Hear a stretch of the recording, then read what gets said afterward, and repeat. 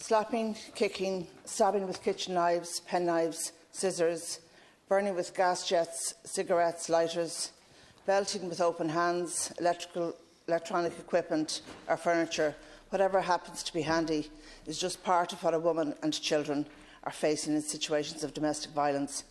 Men too are victims of such behaviour, but for the most part it is women and their children who experience this violence or witness it.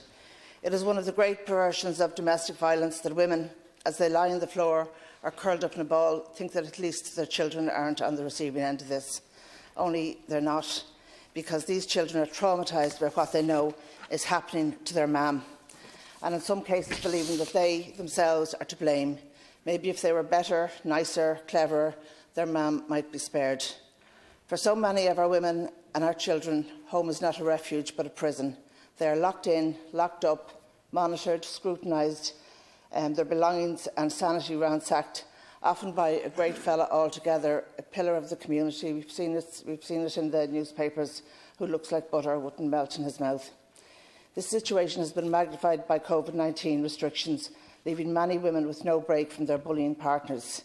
And so many women and children are dreading Christmas, the perfect Christmas, and the pursuit of it magnifying every problem, every slight. My brother has a new car, Dig. My mother never had time for me, Punch. Yet the refuges are wonderful and they are a miracle, a harbour in an unbearable storm. Like our own Chak Thurman in Kildare, I visited it and it's beautiful, and it really does confer a dignity immediately along with that protection. But we need more refuges. A lot of women who've come to me over the past, they actually prefer to go, when they reach that stage, they actually prefer to leave their county. So every county needs a refuge. And long term, a woman thinks, what's going to happen to me? What about the kids? Look at the housing crisis. We'd be homeless, and they would. And that's where domestic violence and abuse becomes state violence and abuse. Because our housing crisis is keeping women and children trapped inside four walls that are prisons and not homes.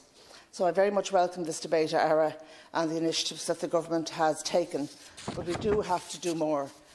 The sharing of intimate pictures has been mentioned during this debate.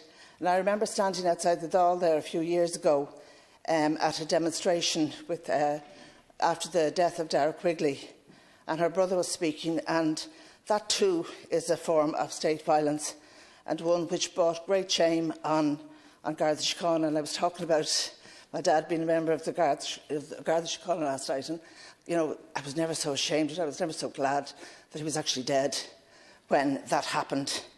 Dara was a brave star. She was an ideological person working to shape a better future for our society, and she was let down by the state and by Garda Síochána, and we have to do better. Ara.